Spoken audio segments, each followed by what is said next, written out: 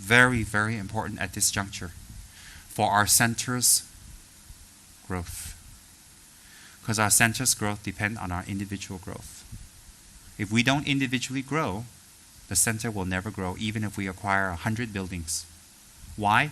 It just becomes a business. It just becomes a big business, and we don't need that. We don't need to use religion as a business. So all Dharma centers, including ours, must judge growth by the members in it and how they improve with each Dharma talk, each Dharma session. That's how we judge the growth of a Dharma center. The harmony within, the harmony with each other, that's one. Second is the members taking responsibility for the posts that have been given. And even people without posts have a responsibility to follow those with posts. If you don't support those with posts, why vote them in? Why clap when they get their name, when they get their letter on the tray? Why? So we should respect people with posts by doing our best to follow along. And those with posts should be in positions where they inspire, they help, they set good examples. And if they're not in a position to inspire or to help or to set good examples, this is the golden opportunity to develop that capacity. So you can pick. Our Lama or our Dharma protector has picked us through divination to be in these positions. Either they're wrong about me or I am wrong about me. Maybe I'm wrong about me and let me follow a higher source. And even if we're both wrong about me, if I try my best, we both become right about me. Wouldn't that be a much more positive way to approach what we're doing? And to escape from what we're doing, to be afraid from what we're doing, and to avoid from what we're doing will never help the fear. The fear will get bigger and bigger and bigger. And do we want that? Do we like the fear? Nobody likes fear. No one.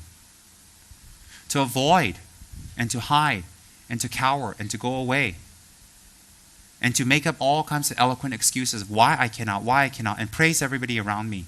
Oh, they're doing it. I rejoice. Well, in that case, we don't have to do anything. We just watch Lama Tsongkhapa do everything and rejoice. All of Dalai Lama's assistants and all his monks, everybody should just quit and hang around. We all hang around Malaysia, Langkawi, and we watch them over the internet, and we watch the Dalai Lama do everything and dance and do everything himself. And then we rejoice. Rejoicing means when you're absolutely not able to do it, you don't have arms and legs and you can't do prostrations when someone prostrates, then you rejoice. You don't have arms and legs and you can't prostrate. The only thing you can do is throw yourself on the ground from the wheelchair and then you can't get back up. That's a funny prostration. Then you rejoice.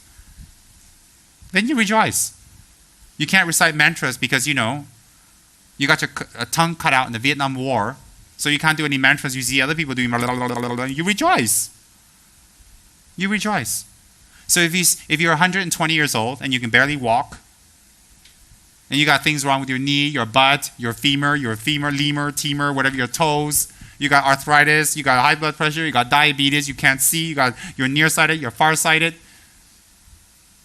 and you have all these problems, and then you can't do a lot of Dharma work, make offerings at the center, clean up. Then when you watch people do it, you rejoice. You rejoice. If you're at this level of Dharma and you can't stay in tantric retreats at that level, and you see them doing retreats and talks and prayers, then you rejoice because you can't do it yet. Then you rejoice. Not you're in the Tantra class and you're supposed to be in Tantra, you're supposed to go to talk, you're supposed to go to the class, you're supposed to inspire, and you don't want to because you've made your priorities different, and then you tell the other friends, well, I rejoice they go, but I can't. That's not rejoicing. That's a cop-out. That's not rejoicing at all.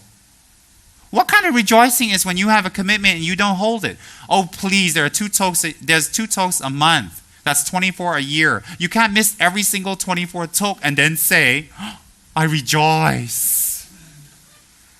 That's not rejoice. You have bigger issues at hand. Much bigger issues. Think. Rejoice is when you're not able to do it due to lack of knowledge or lack of physical capability. Not because you're a lazy bum. Then you rejoice. Then if you rejoice, it really is rejoice. Not because you're lazy and trying to look holy and dharmic and sound sweet and sound like you're the emanation of Kuan Yin. I rejoice. don't rejoice. You're a lazy bum. Everybody does everything and you sit there and watch and you rejoice on. I don't need you to rejoice. Very logical. Rejoicing is when you're not able to do it completely. Completely you cannot do it. Really you cannot do it. Example, you're 15 years old, you see all your Dharma friends going for some initiation or practice and you can't go. Instead of being angry, throwing rocks at them, burning the temple down, or manipulating your guru to wait till you're 18. That's what I thought when I was a kid. You rejoice that they can all go, not sit in the window and cry and wish you were there. That's what I did. I cried. I didn't rejoice. When I saw everybody going for initiation, going for Kala Chakra in America, when I was very young, I couldn't go. I worked the whole summer to go to Kala Chakra because my parents didn't think I could make the money and do it. So they made a condition. If you wanted to go to Indianapolis to go for the Kala Chakra, it's 3 months away, you have to save up your own money. They can just give me $100 or $200. They didn't want me to go. They didn't think I could do it. So I worked in a Chinese restaurant. I rode my bike every day from my house, 25 minutes away to a nearby Chinese restaurant. And I worked there as a waiter. I worked there as a dishwasher the whole summer to save up my money. And then we were booking up with the bus, and I still didn't have enough, but there was one Mongolian nun there who said, her name is Anila Tuptin, and she says that she'll sponsor the rest for me. And I was so happy. I went to tell my parents. I said no. And I heard them discussing in their bedroom. I stood by their bedroom, discussing the whole night in Mongolian, whether I should go, cannot go. And they won over, my mother won over by saying he's going to become a religious fanatic. He might become a monk. Don't push him in that direction. He should get an education and blah, blah, blah, blah, blah. I sat there by the stairs reciting Banden Lambo's mantra over 1,000 and I praying to Banden Lambo, please let them let me go, please, please, please. I listened for about 45 minutes to an hour in the dark by the stairs in their conversation. In the end, they say no. I held my tears. I ran back. I was so angry. I want to cut myself. I want to run away. I want to do something drastic because they lied again. They lied again. And they do that to me all the time. They always lie to me. After I worked the whole summer, I worked myself to the bone. I used my whole summer to work so I can go to Kala Chakra. They said no.